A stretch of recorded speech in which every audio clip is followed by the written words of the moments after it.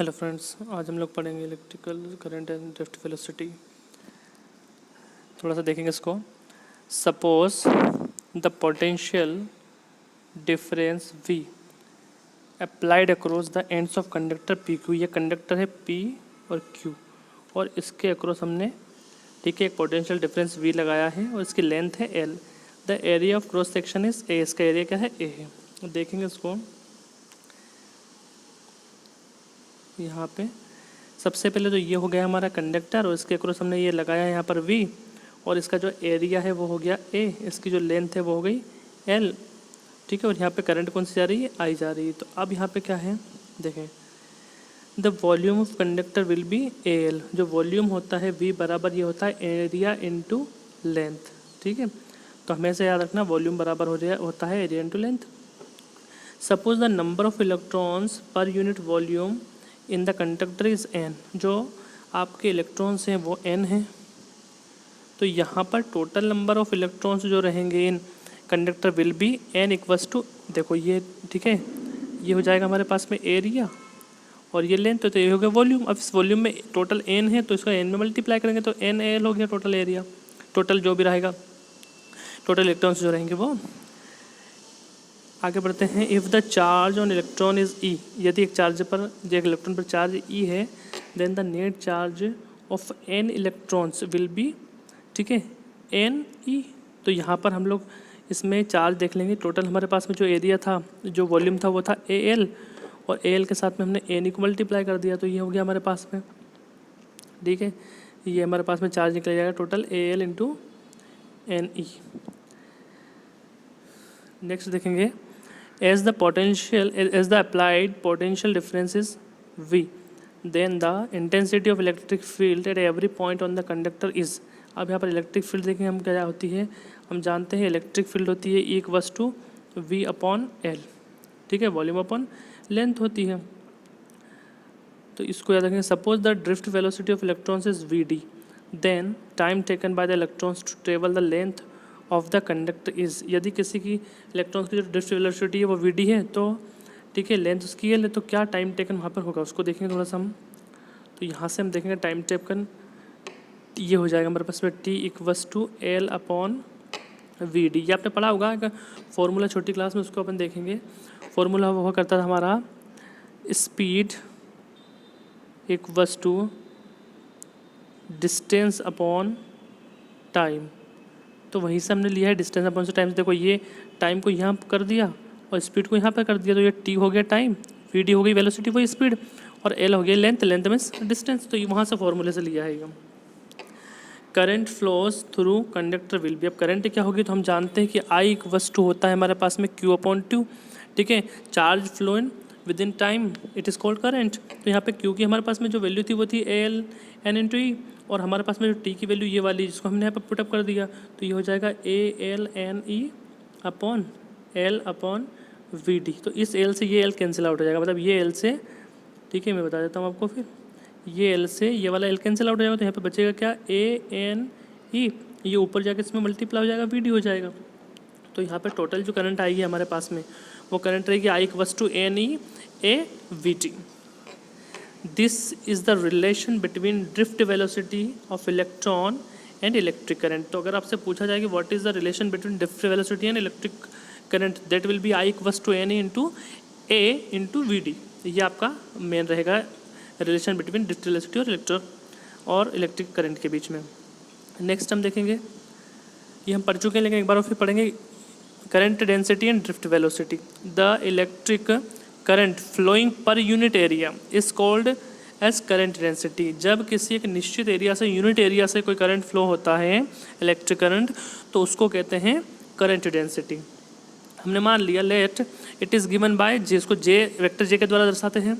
Hence J equals to I upon A। मतलब क्या हुआ, यदि किसी गिवन एरिया से, यूनिट एरिया से जो जितनी भी करंट फ्लो होती है उसको कहा जाता है current density. The electric current phloem पर unit area is called the electric current density. But relation between current and drift velocities, दोनों के बीच में रिलेशन देखेंगे हम लोग पहले ही पढ़ चुके हैं, अभी थोड़ी देर पहले ही, कि I इक्वल्स टू होता है NE AVD और अभी हमने देखा J इक्वल्स टू होता है हमारे पास में J ये देख के रखा I इंटू ए, तो हमने यहाँ पर I की वैल्यू पुटअप कर दी NEAVD और अपॉन A हो गया।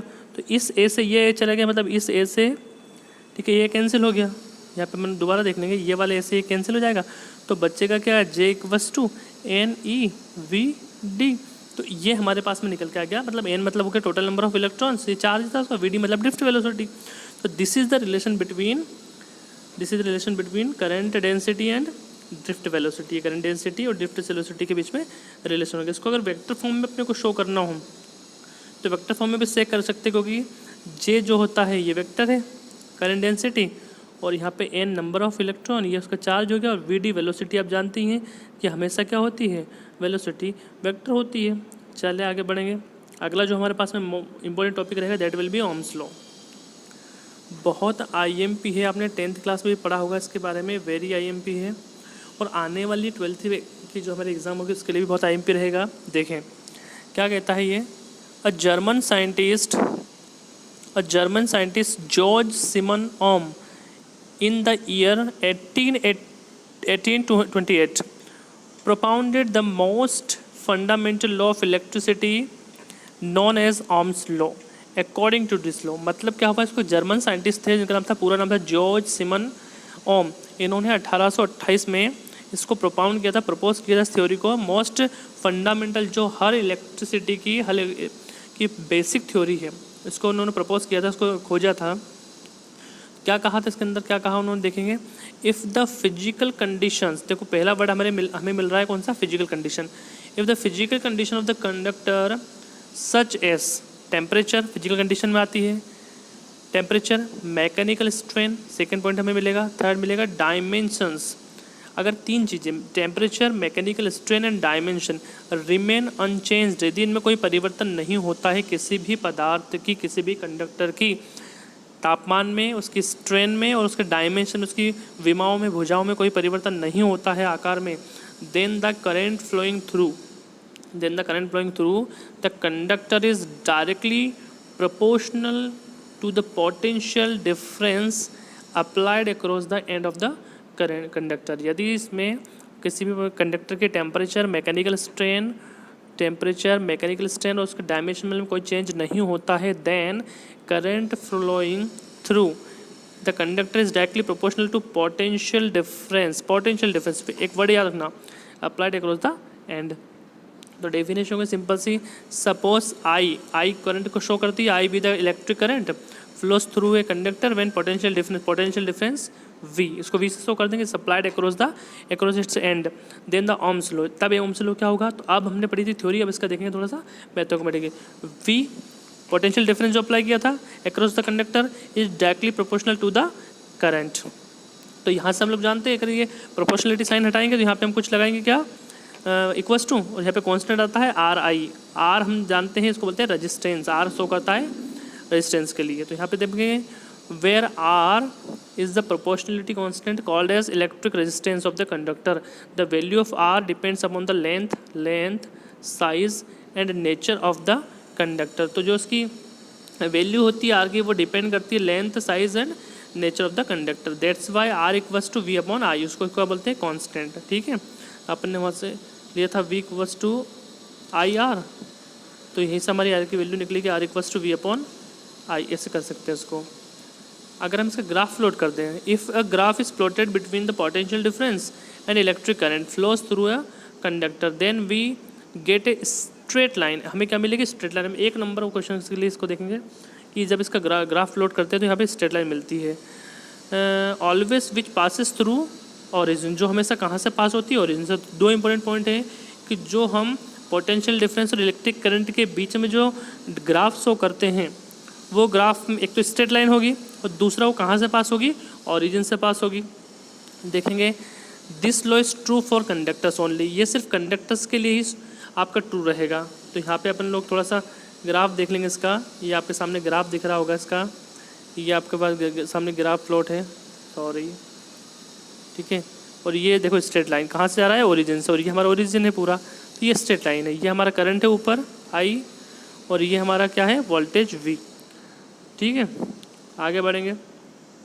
यहाँ पे देखेंगे by the graph it is clear that r equals to 1/10 theta.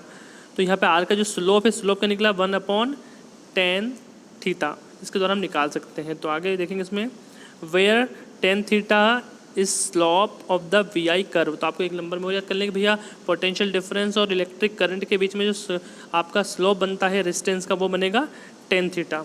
एक पॉइंट और याद करने वाला हो गया। आप देखेंगे लिमिटेशंस ऑफ ओम्स लॉ, इसकी क्या क्या लिमिटेशंस, क्या क्या कमियां हैं इसमें देखेंगे। This law is applicable in the if the temperature of the conductor is constant. पहला तो क्या है कि भैया टेम्परेचर कांस्टेंट होना चाहिए, यदि टेम्परेचर बदल रहा है तो ये लॉ एप्लीकेबल नहीं होगा। सेकंड पॉइंट यहाँ पे क्या मिलेगा आपको, if the conducting body should not be deform, the conducting body should not be deformed. इसका मतलब क्या होगा, जो भी बॉडी है वो छोटी बड़ी नहीं होनी चाहिए, उसके फेज में कोई डिफरेंस नहीं आना चाहिए। नेक्स्ट देखेंगे हम लोग derivation of Ohm's law by free electron theory. हम इसके द्वारा भी इसको ड्राइव कर सकते हैं, फ्री इलेक्ट्रॉन थ्योरी के द्वारा भी। देखें इसको कैसे ड्राइव करेंगे, थोड़ा सा पढ़ेंगे।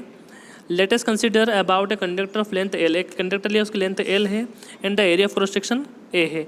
The number of electrons per unit volume is, the electrons per unit volume in its is n। इसमें कितने इलेक्ट्रॉन है, n है। On applying the potential difference V across the ends of conductor, I current flows through the conductor, the intensity of electric current at each point of the conductor will B. अब क्या होगा देखेंगे यहाँ पे, तो वो होगी आपके पास में intensity E equals to V upon L, E equals to V upon L यहाँ पर हो जाएगी हमारे पास में इंटेंसिटी ऑफ इलेक्ट्रिक फील्ड। आगे देखेंगे हम लोग ड्रिफ्ट वेलोसिटी यहाँ पे फाइंड आउट करेंगे। Drift velocity of electrons VD equals to, यहाँ पर हमारे पास में जाएगा E into e m tau. इसको हम लोग पढ़ते हैं टाउ पढ़ते हैं इसको, ठीक है, टाउ भी बोलते हैं। Where small is the charge on electron, m is the mass of electron and tau is the relaxation time. Now equation first, ये जो इक्वेशन थी इसके द्वारा हम देखेंगे VD equals to E into v upon m l into tau. The relation between the electric current and drift velocity is I equals to, हमने पढ़ चुके हैं इसको कि इलेक्ट्रिक करंट और ड्रिफ्ट वेलोसिटी के बीच में जो रिलेशन था वो NEAVD था हमारे पास में, जो हमने पहले निकाला था, ठीक है। तो इसी के द्वारा हम लोग देखेंगे putting the value of VD from equation 2 in equation 3 we get. हमने उसकी वैल्यू को पुट कर दिया इधर से उधर 2 से 3 में, तो हमारे पास में क्या मिलेगा, ये वाली वैल्यू हमारे पास में जाती है I equals to NEAEV tau upon ML। Next आगे बढ़ेंगे, यही सब देखेंगे। अब इसके बाद में हम लोग देखेंगे यहाँ पे ML। तो नेक्स्ट हमारी जो वैल्यू आएगी वो I equals to NE square हो जाएगा, into e square A tau upon ML, V हो जाएगा। V को हमने फाइंड एक तरफ कर लिया। अब यहाँ से क्या किया, इस V को हमने ट्रांसफर कर लिया यहाँ पे, तो ये हो जाता है V अपॉन I। हम जानते हैं अच्छे से, हम लोग पढ़ भी चुके हैं, V हमने पढ़ा था V इक्वल्स टू होता है IR। तो यहाँ पर V को हम साइड में लेके आ गए, तो V upon I equals to होता है R, यार हो जाता है यहाँ पे। तो बस वही इस वाले भाग को हम लोग बना देंगे। ये वाला जो भाग था हमारे पास में, ये हो गया R, ठीक है, और ये हमारे पास में जाएगा ML NE square A tau. और हम जानते हैं ये कांस्टेंट होता है, तो ये कांस्टेंट होता है, तो ये पूरी वैल्यू भी क्या हो जाएगी, कांस्टेंट हो जाएगी, ठीक है। Hence for a conductor whose physical conditions kept constant, जब उसकी फिजिकल कंडीशन कांस्टेंट हो तो वहाँ पर V अपॉन I बराबर R, sorry V upon I equals to constant equals to R। तो यहाँ पे याद रखना है आपको कि जो रेजिस्टेंस होता है वो हमेशा कांस्टेंट होता है। देन ओम्स लॉ, ठीक है, this is the Ohm's law where R equals to M into L upon NE square tau A, ठीक है। और यहीं से हम R की वैल्यू फाइंड आउट कर सकते हैं जो आपके सामने लिखी हुई है। तुम this is the expression of electric resistance of conductor, ये आपके साथ में हो जाता है। तो फ्रेंड्स नेक्स्ट जो रहेगा वो अगली क्लास में पढ़ेंगे।